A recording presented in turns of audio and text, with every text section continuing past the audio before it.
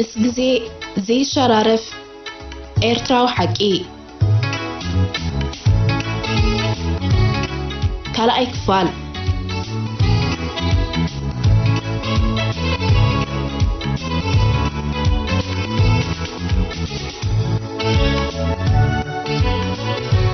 ሰላም ዝኸበርኩምን ዝኸበርክንን ሰማዕትና ናይቲ ትማል ሶኒ ዘመሓላለፍናዮ ምስ ግዜ ዘይሸራረፍ ኤርትራዊ ሓቂ ብዝብል ኣርእስቲ ዘቃላሕናዮ ትሕዝቶ ካልኣይ ናይ መወዳእታን ክፋል ኢና ቀሪብናልኩም ዘለና ዝኸበርኩም ሰማዕትና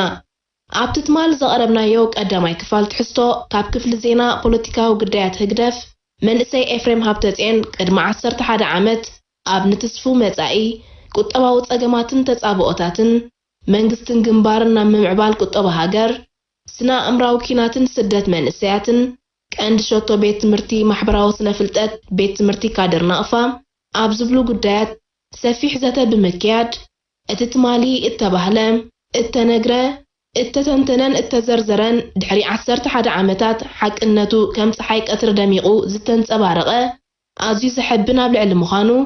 ንስኻ ንባዕልኻ ሕቶ ኣበጋስን መላስን ንምዃን ዕድል ዝፈጥር መድረኽ እውን እዩ ክቡራት ሰማዕትና ዞባ ቀርኒ ኣፍሪቃ ናብ ሓድሽ ፖለቲካዊ ኩነታት ዝወደቐ ኮይኑ ይስማዓና ይህሉ እዚ ሕጂ በብዕለቱ ንሰምዖ ዘለና መግለፂታት መፈራርሕን መሰንበድን ዲስኩራት ናይ ዜና ፕሮፓጋንዳን ፀወታት ጭርጭር ዓበደ ኮነ ስጉምትታት እገዳ ኣብ ኤርትራ ካብ 4 ጀሚሩ ቅርጹን መልክዓቱን እናቐያየረ ዝተጓዓዘ ንምንባሩ ኣብ 4 ካብ ዝነበሩ ጀጋን ኤርትራውያን ዝጸንሐና ዛንታ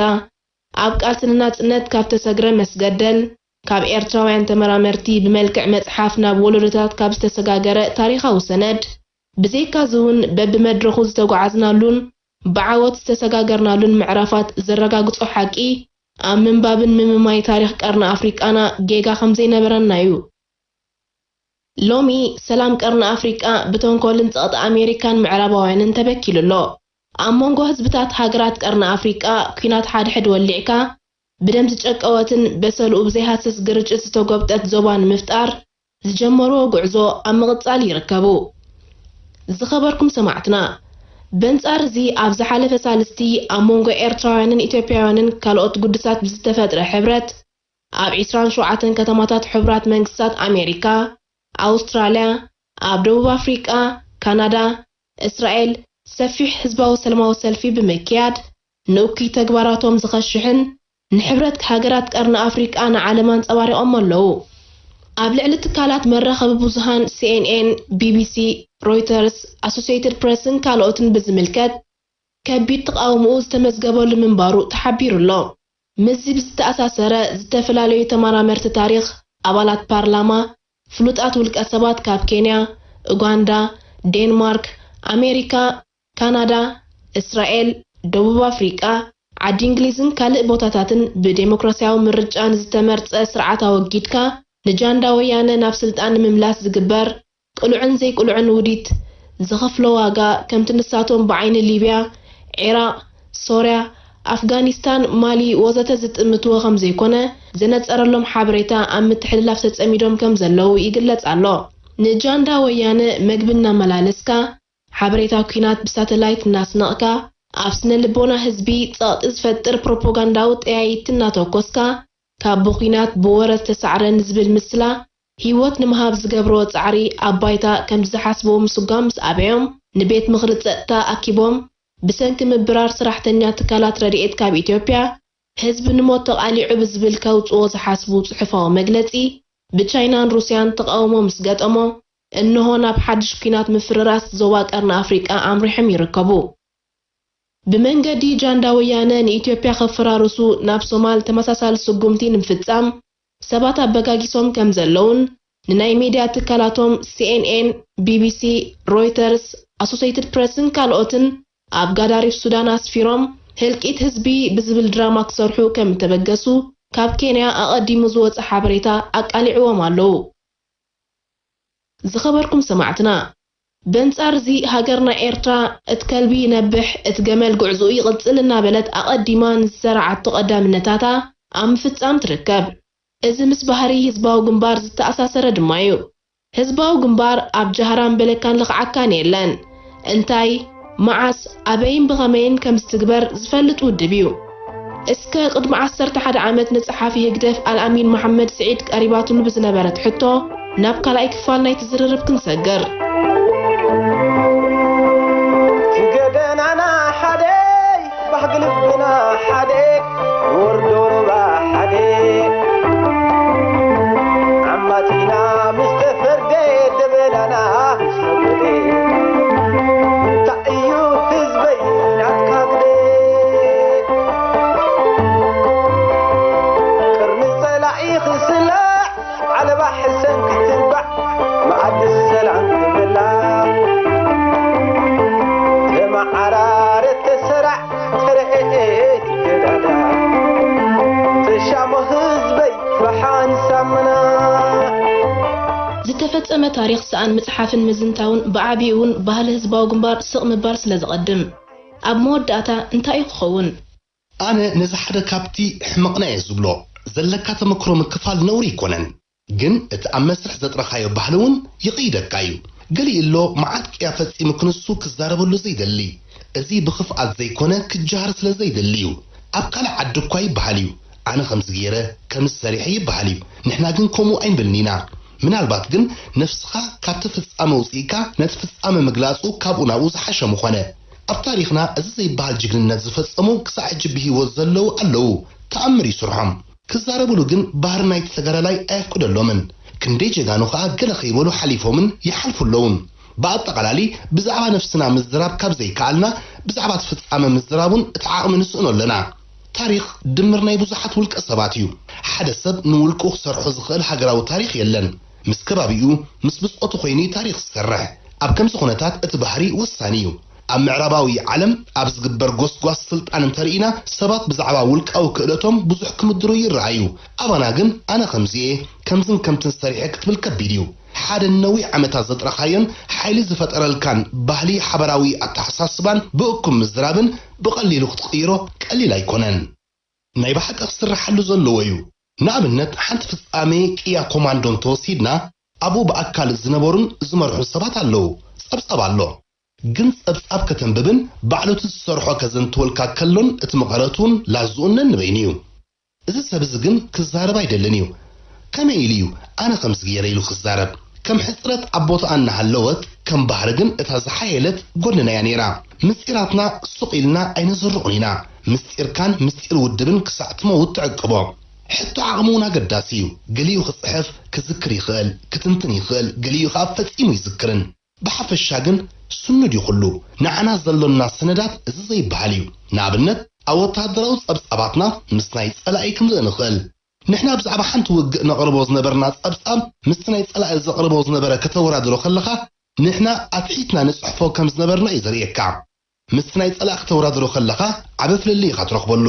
ኣብ ሓንቲ ውግእ ንሕና 10 ወታደራት ፀላኢ ሞይቶም ኢልና ዘቕረብናዮ ኣብቲ ናይ ፀላኢ 25 ኮይኑ ትረኽቦ ከነጋንን ስለ ዘይንደሊ እናተሰከፍና ኢና ፀብፃብ ነቕርብ ነርና ብኣጠቓላሊ ከም ውድብ ኣብ ምስልና ድኹማት ኣይኮንናን 50 ዓመት ታንቢብካ ዘይውዳእ ኩሉ ሰነዳት ኣሎ ወያነ ንኣብነት ኣዲስ ኣበባ ከነእትዎም ከለና ፋይል ትብል ኣይነበረቶምን ኣብ ህዝባዊ ግንባር ግን ሰነድ መሰረታዊ ነገር ስለ ዝኾነ ክሳብ ዝርዝር ኣስማት ናይ ኩሎም ስዋዓትና ኣብ ኩናት ሕድሕድ ዝተሰውኡ ከይተረፈ ኣሎና ኣጻፊፍካ መጽሓፍ ዝሓለፍካዮ መድረኻት ኣዳቂቕካ ምዝካርን ቁኑዕ ትርጉም መሃቡን ተራ ናይ ካልኦት ኣብ ጉዕዞኻ ብግቡእ ምንፅብራቕ ቀሊል ነገር ኣይኮነን ከም ሓንቲ ፍጻሜ ንውላድ ህዝባዊ ግንባር ንውሰድ ንኣብነት ብዛዕባ ዛ ርእስቲ ክትፅሕፍ እንተደሊኻስ እንታይ ኢኻ ክትብሎ መስገድ ደልዩ ነዚ ከም ፍጻመን ከም ተርእዮን ብኸመይ ክትፅሕፎ ትኽእል ነፍስኻ ኣብዚ ፍጻመ ዝእቲኻ እንታይ ከተብላ ትኽእል እዚ ኩሉ ተሰጊሩስ ሃገር ኮይንና ሱኢልካ ዝመፅእ ኣይኮነን በቲ ነዚ ሃገር ዝሕሰበላ ዝነበረ ቅደም ተበታቲና ማሃለወት ኤርትራ ሃገር ክትከውን ዘኽኣለ ፍጻሜ ወይ መስርሕ ከዓ ምውላድ ህዝባዊ ግንባር እዩ ስለዚ ንምውላድ ህዝባዊ ግንባር ከም ፍጻሜ ክትፅሕፈሉ እንተደሊኻ እንታይ ኢኻ ክትብሎ ብኸመይ ክትቕርቦ ክፅሓፍ ዘለዎ ግን ከዓ ዘይቀሊል ዕዮ እዩ ምውላድ ህዝባዊ ግንባር ክንደይ መሰናኽላት ናይ ቀቢላ ሃይማኖት ኣውራጃ ኣተሓሳስባ ሰይሩ ዝመፀ እዩ ኩሉ ተደባሊቑ ኣብ መወዳእታ እቲ ዲሞክራሲያዊ ኣተሓሳስባ ዝነበሮ ወፂኡ ንህዝባዊ ግንባር ክፈጥር ዝሓለፎ መሰናኽላትን ተፃብኦታትን እንታይ ኢኻ እሞ ክትብሎ ኣብ ውሽጢ ህዝባዊ ግንባር ንባዕሉ ቀዳማይ ካልኣይ ሳልሳይ ወገን ናይ ዕበል ናብ ሓንቲ ህዝባዊ ግንባር ንምምጻእ ንባዕሉ ቃልሲ ይበቃ እቲ ዲሞክራሲያዊ ዝበሃል ሰብ በብቁርብ ብሓባር ብምስራሕ ምህናጽ ቤት ትምህርቲ ካድር ብሓንሳብ ብምስዋዕ ብሓባር ብምሕሳብ ናይ ሓባር ጠመተ ብምፍጣር እዚ ህዝባዊ ግንባር መወዳእታ ፈጢርዎ ኣብ ታሪኽ ምፍጣር ህዝባዊ ግንባር ፍሉይን መዳርግቲ ኣልቦን እዩ ነዚ ከመልካ ኢኻ ክትቆርቦ ከም ተወሳኺ ዕዮ ምስራሕኻ እና መንጎኻ ክትገብሮውን ዝከኣል ኣይኮነን ሙሉሽ ኣድህቦን ግዜን ዝደልዩ መተካእታኹም ኣብ መስመር ይረኣይካ ኣለዎ ዶ ብፅያል ኣሚን ብርግጽ ይረኣየካ እዩ ግን ከዓ ኩሉ ግዜ መተካእታኻ ባዕልኻ ክትፈጥሮ ቁኑዕ ኮይኑ ኣይረኣየንን እቲ ብቑዕ ኩሉ ግዜ ንዘለዉ ዕድላት ብምጥቃምን ንዝገጥሞ ብድሆታት ብምግጣምን እዩ ዝፍጠር መንእሰይ ምስ ዘለዎ መድረኽ ተቓኒዩ ባዕሉ ክፍጠር ከሎ የሓይሊ ዝህልዎ ንኣብነት ንዓና ዝፈጠረና ሰብ የለን እቲ መድረኽ ከም ንፍጠር ገይሩና ነቲ መድረኽ ኣንቢብና ክንየ ውልቃዊ ኩነታትና ብሃገርን ህዝብን ስለ ዝሓሰብና ግቡእ ግብረ መልሲ ይህብና ኣነ ክስለፍ ከለኹ ካብ ስዑድያ የተሰሊፈ ስድራይ ኣብዮም ነይሮም ሽዑ ወዲ 19 ዓመት እየ ነይረ ንኤርትራ ኣብ ግዜ ሰውራ የተላለያ ኣባፃ ድሕሪ ምቕማጥና ብ1953 ንደገ ኸይድና ካብኡ ተመሊስና ሓንሳብ ኣብ ኣስመራ ሓንሳብ ኣባፀ ሓንሳብ ድማ ኣብ ኣዲስ ኣበባ ድሕሪ ምቕማጥ ኩነታት ምቹእ ስለ ዘይነበረ እንደገና ናብ ስዑድያ ተሰዲድና ብ1965 ከዓ ናብ ሰውራ ኤርትራ ተጸንቢረ ስለዚህ ኩሉ እቲ ነዚ ዝፈጠረ እቲ ኩነታት ደኣምበር ክፈጥረና ዝደለየ ስለ ዝነበረ ኣይኮነን ሓቂ እዩ ንዝቕፅል ወለዶታት መንገዲ ክትጸርግ ክትጣጥሕ ናብቲ ግቡእ ሃገራዊ ኣንፈት ክትመርሕ ኣለካ ኣቢሉ ቢሉ ግን መንእሰይ ባዕሉ ዝፍጠር ኣቐዲምና ኣብ ገዛእ ነፍስና ክንምርኮስ ዝበዝሐ ዝረብሓሉ ኩነት ክንፈጥር ክንብል ፀኒሕና ነዚኣ ክነተግብር እንድሕር ኮይና እቲ ሰብ ኣብቲ መስርዕ ዝፍጠር ከምዚ ገይረ ከምዚ ዓይነት ሰብ ክፈጥር እየ ትብለሉ እውን ኣይኮነን ኣብ ዝተፈላለየ መድረኻት ትፅቢት ዝገበርናሎም ዘምሃርናዮም ኣብ ፈታኒ እዋን ጠንጢኖምና ዝኸዱ ብዙሓት እዮም ብዙሕ ትፅቢት ዝገበርናሎም ብቑዓት እዮም ዝበልናዮም እምነት ዘሕደርናሎም ንዓና ገዲፎም ናብ ፀላኢ ኢዶም ዝሃቡ ባዕልና ዘዕበናዮም እውን ኣለዉ እቲ ሰብ ባዕሉ ኣሚኑ ተወፊዩ ዝከኣሎ ምስ ዝሰርሕ እዩ ብቑዕ መተካእታ ክፈጥር ዝኽእል ዝብል እምነት እዩ ዘለኒ እዚ ግን ሱቕ ኢልና ባዕሉ ይፈጠር ንገድፎ ንምባል ዘይኮነ እቲ ዕድላት እናፈጠርካ ቁኑዕ ሃገራዊ መስመር እናተሓስካ እቲ ብቑዕ ባዕሉ ከም ዝፍጠር ምግባር እዩ ኣብ ዝተፈላለዩ እዋናት ምስ ስርዓት ደርግ ንምዝታይ ካብ ሜዳ ናብ ወፃኢ ሃገራት ትኸዱ ነርኩም ንኣብነት ኣብ 1977 ንበርሊን ጀርመን ከይድኩም ነርኩም እንታይ ውሕስነት ስለ ዝነበረ ኢኹም ትኸዱ ነርኩም ናብ ስርዓት ደርግ ከይረክቡኹም ከ ኣይትሰግኡን ዲኹም መንግስቲ ጀርመን ሕሊፉ ክበና ይኽእል ነይሩ ግን ልዑል እምነት ኣብ ነፍስናን ኣብ ዕላማናን ነይሩና ኣብ 1977 ልዝብ ዝበሃል ስለ ዝመፀ ናቱ መቐፀልታ ኢና ንጀርመን ከይድና ነታ ፍጻመን ተመሳሳሊ ካልእ ከምኣን ብሰፊሑ ኣብ መፅሓፈይ ማለት ኣብ ሕድገት ዘየፍቅድ መሰል ኣስፌር የለኹ ድሕሪኡ እውን ኣብ ዝተፈላለየ ቦታታት ኣብ ሞስኮ በርሊን ዓደን ዓዲ እንግሊዝ ግሪክ ወዘተ እትርክባት ነይሩ እዩ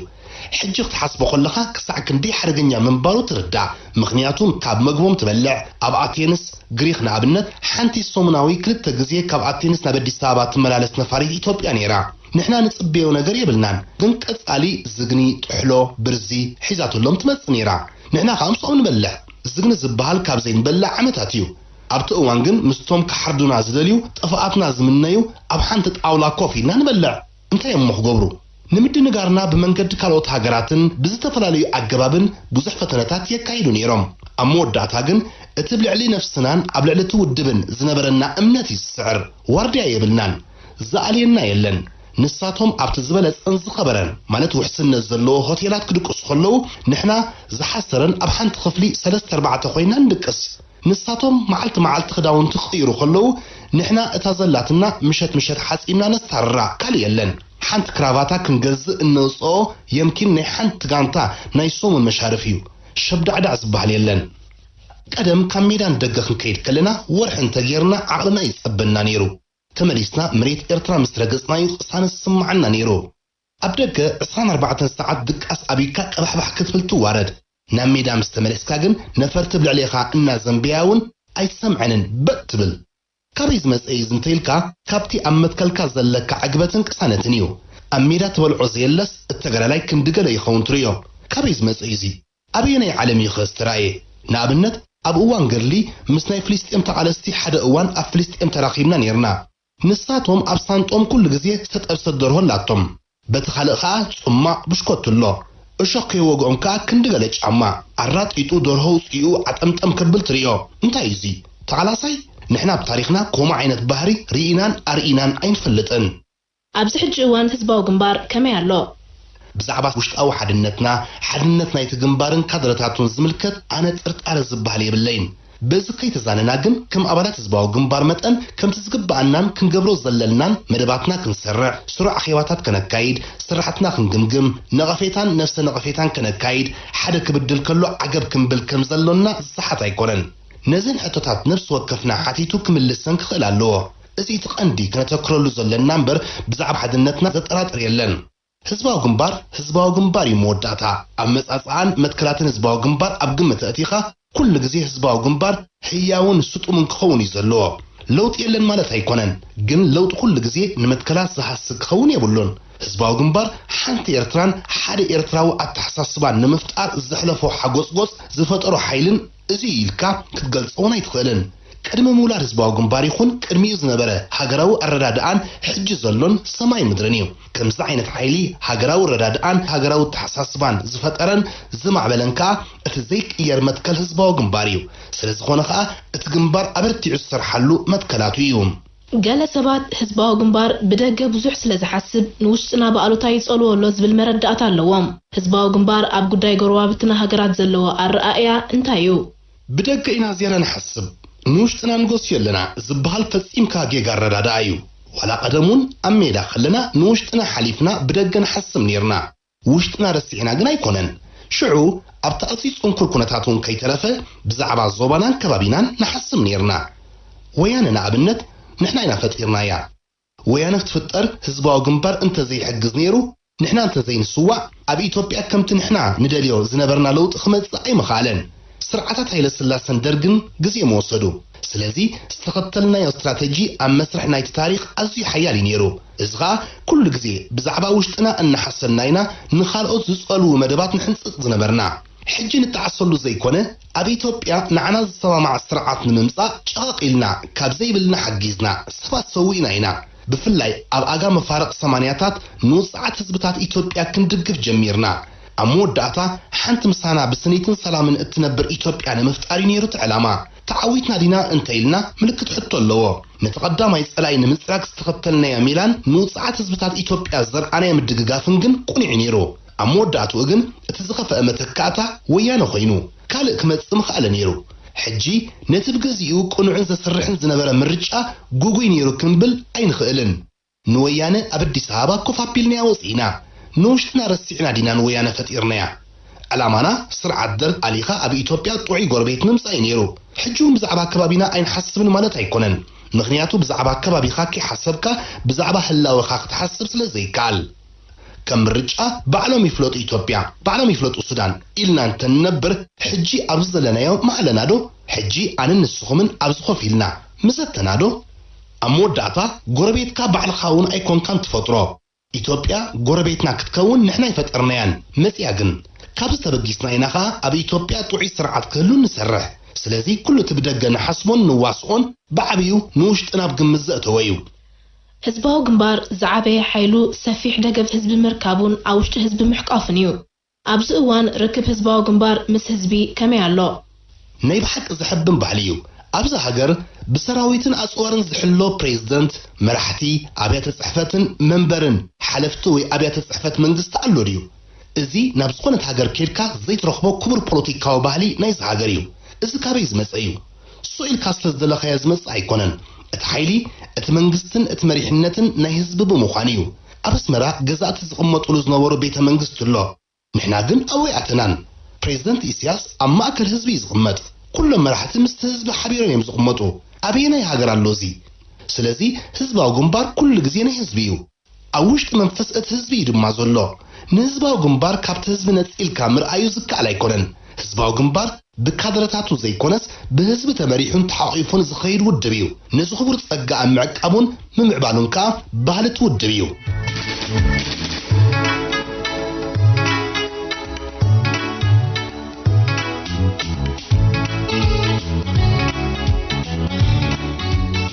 ዝኸበርኩም ሰማዕትና ካብ ክፍሊ ዜናን ፖለቲካዊ ጉዳያት ህግደፍ نزات صحفتي نبيت صحفتنا بأكل بممزاء نزركبنا من اسي افريم هابتتين بلبنا مسجنا أبز غزل بخالة حسو خسان الرخب سلام.